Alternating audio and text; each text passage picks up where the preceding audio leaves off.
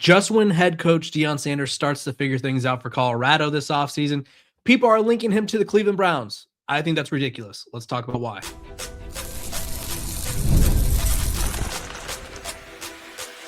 You are Locked On Buffs, your daily podcast on the Colorado Buffaloes, part of the Locked On Podcast Network, your team every day. Welcome to the Locked On Buffs. I'm your host, Kevin Borba. Today's episode is brought to you by our sponsors over at FanDuel. The college football playoff is here, and FanDuel is the best place to get in on the action all playoff long. So visit FanDuel.com to get your college football playoff profit boost every game day. We are also brought to you by the Locked On Podcast Network, the #1 sports podcast network in the business. So thank you for making me your first listen of the day or part of your daily routine. We are free and available wherever you get your podcasts. Today, we're going to be talking about Deion Sanders to the Browns. Is it going to happen? I don't think so. Should it happen? I don't think so. And I don't understand why people hate things that are good for college football, and I'll get to that in a little bit. I'm going to give you the latest updates on Colorado's transfer portal targets and departures, and then we're going to dive into what Colorado needs to target down the stretch of the college football transfer portal, because there's still some needs that they need to address. So let's talk Deion to the Browns, Coach Prime to the Browns, right?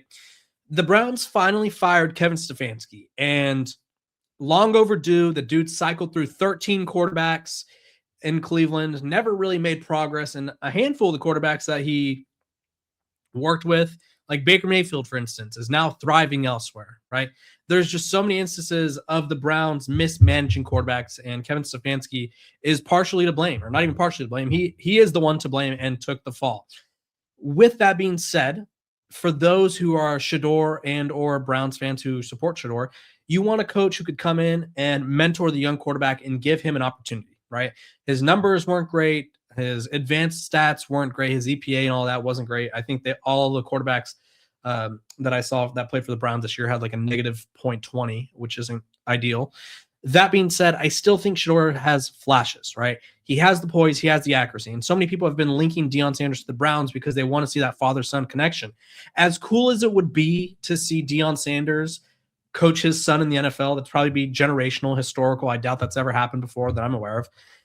It would be terrible for college football. It would be catastrophic for Colorado. Let me explain why. There's really 3 reasons why Deion Sanders should not be coaching the NFL for the Browns or just in general, right? Deion Sanders, this is the sort of why it'd be catastrophic for Colorado. He's building something. I know a lot of people don't really see the vision because Colorado just had a down year. But if you're paying attention to what Deion Sanders is doing this offseason, he is locked the F in. And F, I mean, furiously locked in. He is so focused. He is so locked in. He's involved with all the transfers. He himself has said he's watched film on every player Colorado has brought in. Last offseason, I think due to his cancer issues and the things that coincided with his recovery, I think he had to put his trust into people who led him astray, quite frankly. Like, there's no way to we don't need to beat around the bush. There's a reason that certain staffers are no longer with the program, right? They didn't get the right guys. They weren't able to recruit the right guys. And that falls on Deion Sanders, but obviously he was able to make some changes to fix that.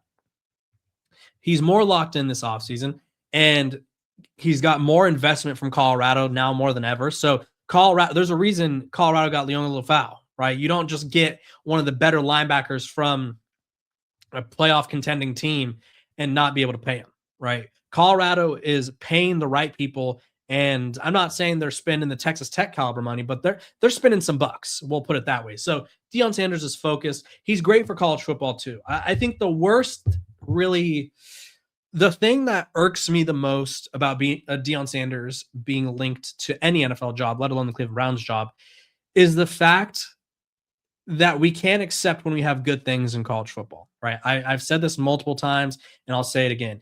I think it's a disgusting habit that we have in sports where it's like, okay, this is a huge name. We need them with the biggest team, right? I hate that in the NBA, it's like everybody should be on the Lakers, the Warriors, or the Celtics.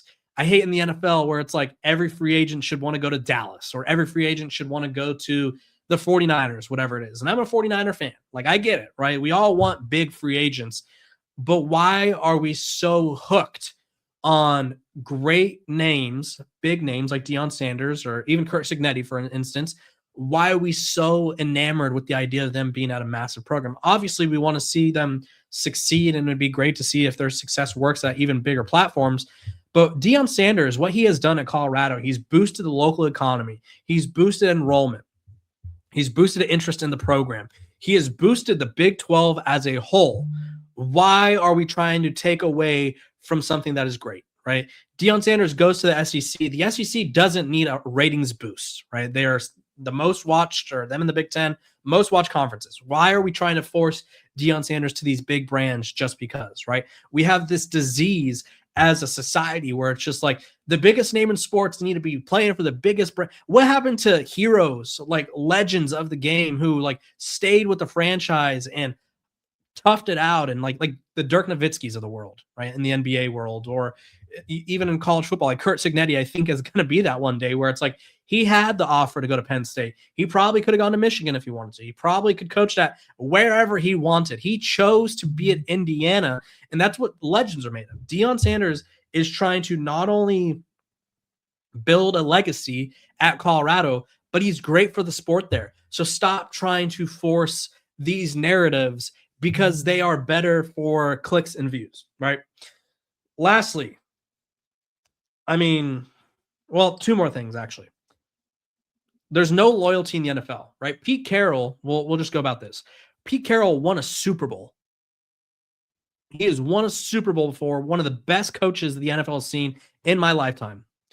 They fired him after 1 year. They were like, you know what? You're old. You don't have it anymore. See you later, right? The Raiders were like, you know what?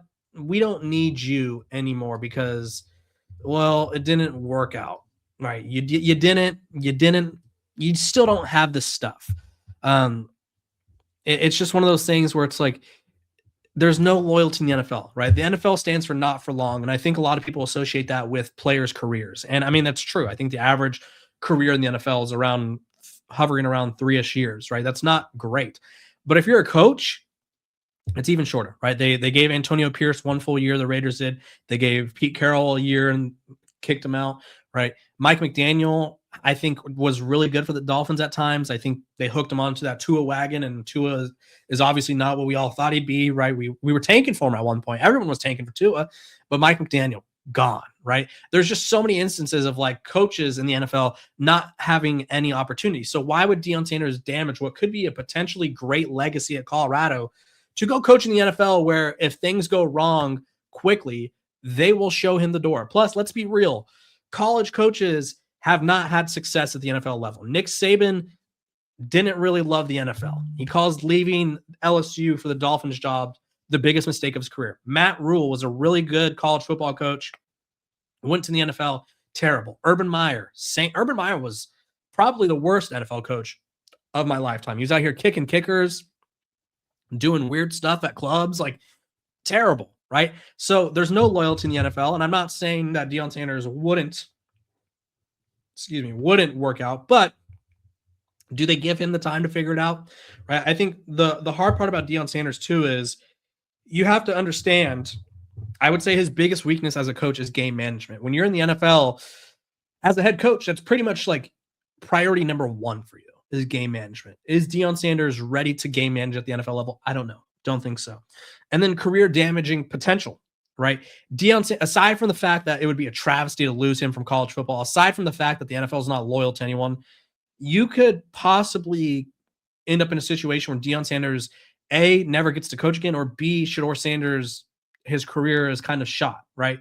You don't want, this isn't college football where Shedeur is like a certified star and we all know he's like a mega star. And it's like, yeah, it's cool. He plays for his dad. He's his dad's best player. At the NFL level, I don't know if it flies when your dad's the coach. And if Shedeur's struggling and the team's like, yeah, we don't think he should play, but his dad's the coach. Like, how does that work, right? I just don't, and I don't even think that'd be a problem. Like, I think Deion Sanders would be capable of making the right decisions. I'm confident Shedeur being a really good player. But that being said, Deion Sanders is so much more beneficial to college football than the NFL. And we as a society in college football have become way too much like the NFL anyway, right? I don't like this free agency stuff where it's just never ending. It seems like there's no rules.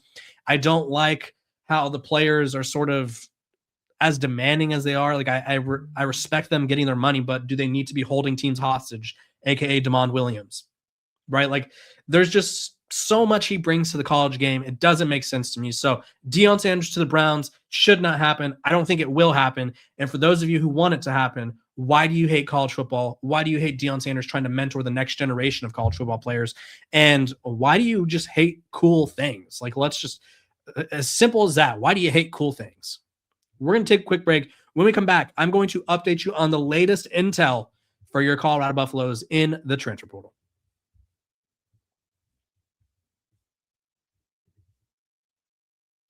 This episode of Locked On Buffs is brought to you by our sponsors over at Rougier.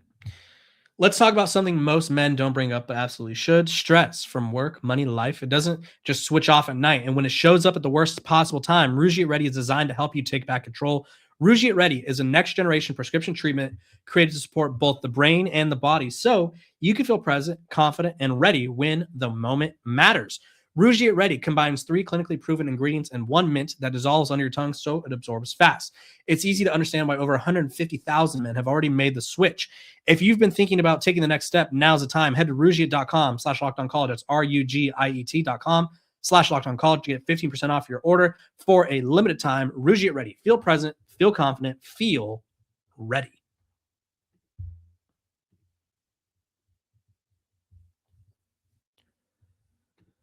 Welcome back to Locked On Buffs. We are also doing this really cool thing called the Everydayer Club. And I think if you love Locked On Buffs, if you love tuning in every single day and getting the latest on your Buffs, we have some cool interviews coming up with some transfers that are joining the program. And you want to listen to the show ad-free. Well, if you join the Everydayer Club, you get to do just that. Let me tell you more information. You get ad-free audio for Locked On Buffs. And an invite to the members only Locked On Everydayer Club Discord server, which includes a group chat just for listeners of the show. If you want to sign up, go to lockedonbuffs.supercast.com or the links below for more information.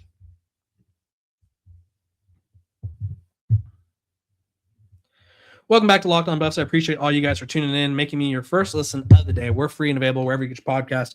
Make sure to like, subscribe, follow so you don't miss out on a moment of the coverage. Let's talk portal news. The Buffs are active. They are quite active, and quite frankly, I'm loving every second of it because it gives me a lot to talk about, of course, so that's cool. But there's a world where the Buffs could put together one of the best classes in college football. They have the number 17 class in the country. The headliner of their class is Leonga Lafau from Texas. He's ranked, first of all, it's not often that Colorado shoves a program like BYU in the locker as of late. They shoved him in the locker, poured some milk in it, and said, you know what, take this and you know what. 7th best linebacker in the portal, 109th player overall, ranked as a 90 overall transfer according to 24/7 Sports. So huge addition there, but they're not done. They have a lot more to bring in. And so let's discuss who and what is happening next. Let's start off with, and I apologize in advance. I looked up how to say it, and I'm even less confident than I originally was. Vili Tafua, I believe is how you say it. Or Tafatua. Probably not. I'm going to call him Vili T because I'm butchering the heck out of his name. I had it practiced.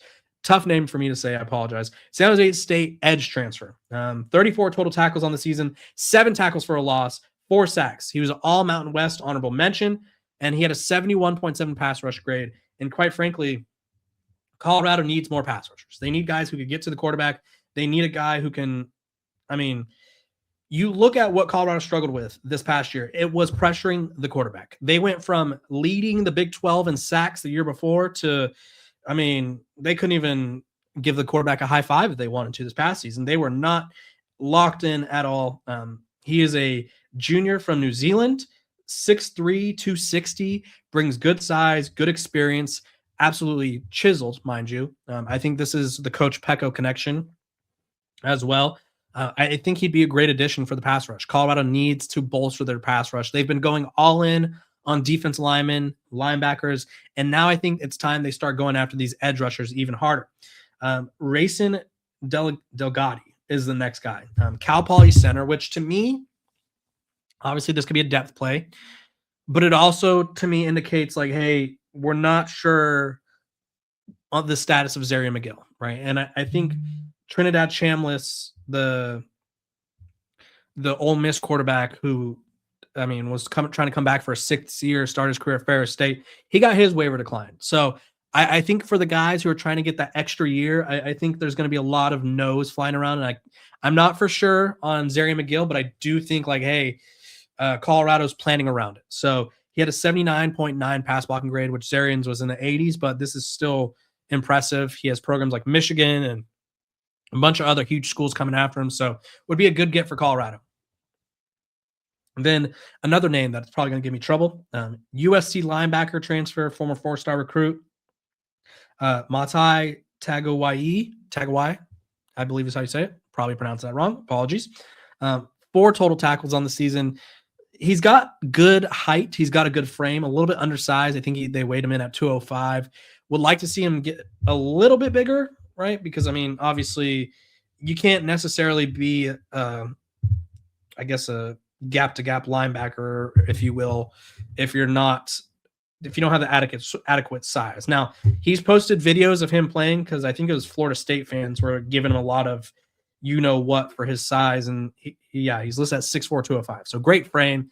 You get him in the weight room with Swayze, and I'm sure he could be up to 215, 220 in no time. But the dude has a high motor, hard hitter, runs downhill. I liked what I saw from him in his practice clips. Obviously, would like to see a little bit more of him, and we'll see how that progresses. But he visited Colorado, so did Billy T, and then Racing is a recent offer. So Colorado's still making moves. I'll keep you guys updated on those. Boo Carter. I mean, if there's a player in college football that has flirted with a program more than Boo Carter has flirted with Colorado, I think this is technically like the 3rd or 4th time that, like, 3rd or 4th separate sequence of Boo Carter possibly being in the mix for Colorado. It seems like it's between them and Vanderbilt. That's the latest I have. Boo Carter has a previous relationship with Colorado. I don't know if he still wants to play both ways, but I think Colorado would be one of the few programs that would let him. They obviously have a success. He's a great safety, skilled return man, and Coach Prime is always talking about how he wants guys to make an impact in the return game. So I think Boo Carter would be a good fit. Now, whether or not it's wants to stay close to home thing, which Vanderbilt would have the edge over, or a money thing, which I feel like Colorado and Vandy are probably relatively close. So it just depends on which program is able to sell their role or sell the vision for him better. And if I'm Colorado, I'm selling him as a two-way player. I think that's what he's always wanted, and we'll see if that comes to fruition. Raheem Biles, number 1 linebacker in the portal. I think we could go ahead and say that his at least right now, from what I'm gathering, he's not going to end up at Colorado. Number 1 linebacker in the portal. He's been interesting, I guess you could say. He had visits to Ohio State, Miami, Florida State planned, didn't show up to any of them. Visited Michigan, visited Colorado. So they got him on campus, which was a huge thing. But in the transfer portal, it really seems like if you don't get a guy to commit right after they visit, like, it didn't work out. And I know it's true that guys are being paid to visit schools, but I do think right now Texas has the inside track. He's visiting. I think by the time a lot of you are listening or watching this, he's in Austin. So it's going to be one of those things where it's like, is Colorado able to sell more than Texas and Michigan? I don't know. I don't know what he's looking for. Is he looking for the highest bidder? The Athletic says that high tier linebackers are going for like $500K. So is someone willing to offer him more than that, or somewhere around that margin? Is he looking for more? Who knows? But right now I would say I'm sort of leaning towards Raheem Biles not being in Boulder next season. We have a couple of departing Buffs who found a new home. DJ McKinney is one of them. He's going to Notre Dame, which, I mean, good for him, quite frankly. I was really hoping that DJ McKinney, I was hoping he'd work out in Boulder. I saw the vision. It was him and Travis, Batman and Robin. Then he takes over in that Batman role and sort of mentors like an ongoing cycle of like really good corners. And not sure what happened, but he regressed a lot. A lot of penalties this year.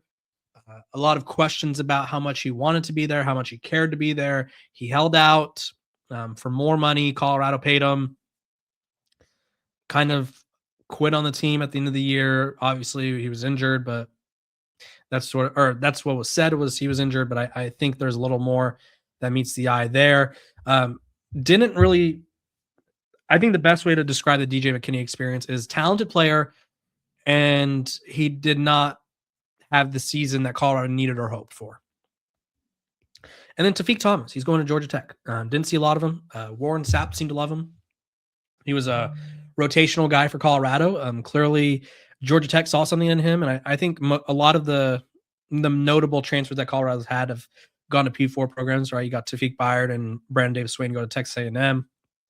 So it's interesting to see where these guys are ending up, which indicates that there was a coaching problem at some of these position groups, which doesn't shock me. These are some of the positions where I was like, hey, you need to make a change. That being said, we'll see how that goes.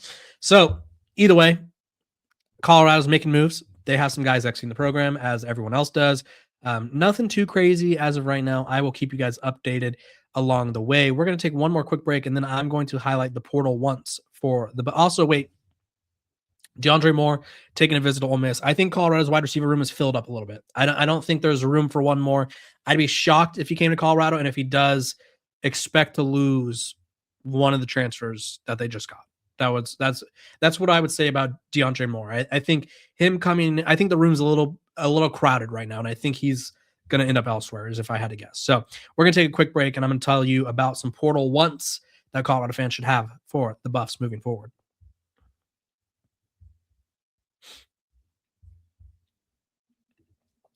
This episode of Locked On Buffs is brought to you by FanDuel. The college football playoff is here, and FanDuel is giving all customers even more ways to get in on the action every single game day of the playoffs. Because right now, every college football playoff game day, FanDuel users get a profit boost waiting for them in the app. Here's what I love about it. You get to use the profit boost on the bets you already feel good about. So take a shot on the underdog if you feel an upset coming, or you can build a parlay around the players and moments you think will decide the games. Then you apply the profit boost and go after even bigger winnings. And when you win, FanDuel pays out instantly, which is perfect for playoff football. FanDuel is the best place to get in on the action all playoff long. So visit FanDuel.com to get your college football playoff profit boosts every game.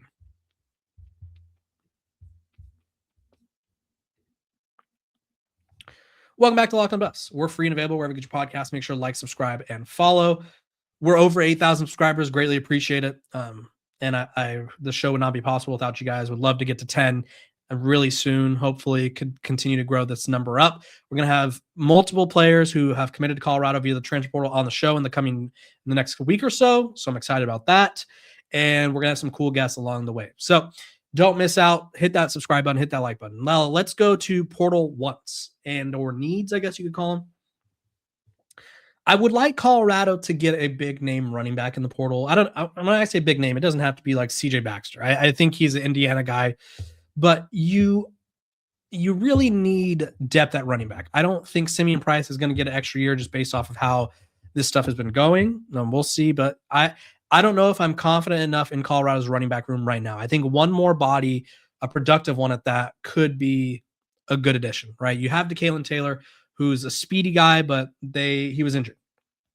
You have Michael Welch, who is productive, and I think he'll thrive in the go-go offense, injury prone, right? And then you bring in Darrell Henderson, the second, and Jaquel Smith from Sac State, and it's like those guys are both good. Are they the guys that we could count on to tote the rock 20 plus times a game for Colorado? I don't know. That's up to Brendan Marion to decide. I'm fully confident that he is capable of finding the right running back for his system. And if he thinks he has him, then albeit okay. But I think Colorado needs another running back. Let's go corners. I think they've done a good job of adding quality corners. Cree Thomas, Justin Eaglin, like him. That being said, the corner room was very thin this past year. And excuse me, I think Colorado would benefit from having more than enough corners rather than just being like, okay, we have our two guys and the rest are depth. Like, I don't even know if they have a lot of depth at the corner position. So I would go running back, corner. I think a safety would be good. I like Nathan Mitchell. I just don't like who Colorado has at the other spots. I don't think that they're starting caliber players in the Big 12. I think more pass rushers would be good, a couple offensive linemen here or there, and you need a backup quarterback or a third string quarterback. I don't think the quarterback room is solidified just yet. So I think Colorado has some work to be done in the portal. Obviously, they're still making moves, and I fully expect them to continue to bolster this roster. I've been quite impressed with what Deion Sanders has done. That being said, I think they're far from done. So I'll keep you guys updated every step of the way. Hit that like button, hit that subscribe button, and I will see you guys on Monday. Hope all of you have a great weekend. This has been Locked on Buffs.